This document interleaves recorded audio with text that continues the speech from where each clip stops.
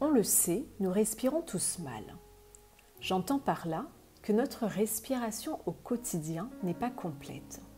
Nous ne remplissons pas complètement nos poumons lors de l'inspiration et nous ne les vidons pas correctement lors de l'expiration. Bien respirer, c'est respirer complètement.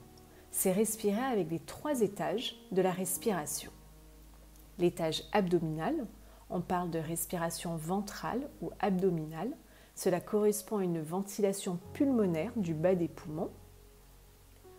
L'étage thoracique, on parle de respiration thoracique ou costale. Cela correspond à une ventilation de la partie médiane des poumons. Et l'étage scapulaire, on parle de respiration claviculaire. Cela correspond à une ventilation de la partie haute des poumons. Lorsque nous observons la respiration des nouveau-nés ou celle du dormeur profond ou encore celle des animaux, nous pouvons constater que tous respirent spontanément par l'abdomen. Leur ventre se gonfle naturellement au rythme de leur respiration et ils mettent en jeu ces 3 étages respiratoires. Il s'agit de la respiration donc naturelle. Et nous reparlerons de la respiration complète dans une prochaine vidéo. Donc, lorsqu'on vient au monde, on respire tous naturellement de cette manière. Mais en grandissant, nous vivons du stress et notre diaphragme se bloque et alors notre respiration se fait de plus en plus haute. Nombreuses sont les personnes qui ont une respiration haute, thoracique ou claviculaire. Le problème, c'est que ces respirations sont plus rapides et superficielles et qu'elles n'oxygènent que le haut des poumons. Une respiration insuffisante entraîne une mauvaise oxygénation du cerveau, des tissus, des organes, des cellules, une baisse de notre énergie vitale et bien d'autres troubles physiques, mentaux et émotionnels. Respirer avec le haut des poumons peut alors provoquer une sensation d'oppression, d'étouffement, un souffle court, une boule à l'estomac. Il est indispensable, pour retrouver notre pleine santé, notre vitalité, de réapprendre à respirer correctement. Et la respiration abdominale est la respiration minimale à adopter, et particulièrement pour les personnes stressées et dont le diaphragme est bloqué. La respiration abdominale est une respiration lente, profonde et calme. Cette respiration se traduit par le mouvement du ventre qui se gonfle lors de la phase d'inspiration et qui se dégonfle sur l'expiration. Ce mouvement de l'abdomen résulte de l'action du diaphragme. Donc, si notre diaphragme est bloqué, il nous sera difficile de respirer par l'abdomen. Qu'est-ce que le diaphragme ? Le diaphragme est un muscle qui sépare la cavité thoracique, où se trouvent les poumons, le cœur, les grands vaisseaux sanguins, et la cavité abdominale, où se trouvent les viscères, estomac, foie, intestin.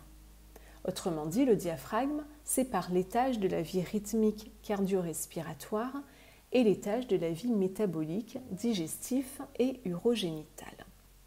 Le diaphragme a une forme de coupole, de parapluie. Il est attaché à tout le bord inférieur de la cage thoracique. Sa partie supérieure s'insère sur les 6 dernières côtes et sa partie inférieure s'insère sur les premières vertèbres lombaires. Quel est son rôle ? Le diaphragme est le muscle responsable de la respiration à 75%. C'est lui qui nous permet de respirer, d'inspirer. Les autres 25%, ce sont les muscles intercostaux qui font bouger la cage thoracique. Donc le diaphragme joue un rôle essentiel, vital dans la respiration. Et il joue bien d'autres rôles que nous verrons dans une autre vidéo. Comment fonctionne-t-il ? Lors de l'inspiration, le diaphragme se contracte et s'abaisse. En s'abaissant, les viscères sont écrasés et il repousse vers l'avant les abdominaux. Le ventre se gonfle, les poumons se remplissent d'air. À l'expiration, les viscères sont refoulés vers l'arrière et vers le haut, le diaphragme remonte, il comprime les poumons, la pression augmente à l'intérieur des poumons et l'air est expiré. Nous ne pouvons donc pas parler de respiration abdominale sans parler du diaphragme puisqu'elle le met à contribution. La respiration abdominale est alors de fait considérée comme une forme de respiration diaphragmatique, mais ce n'est pas la seule. Tous les schémas respiratoires impliquent le diaphragme. Quels sont les bienfaits de cette respiration? Qui dit plus d'air dit meilleure oxygénation, meilleure élimination des déchets et des toxines. Cette respiration est une respiration qui est plus lente et plus profonde. Donc elle diminue le rythme cardiaque, elle diminue la pression artérielle, elle diminue le stress, favorise la détente, améliore le sommeil. Cette respiration masse également les organes, ce qui permet une meilleure digestion. Et pour finir, elle améliore la posture et diminue les douleurs du dos. La pratique.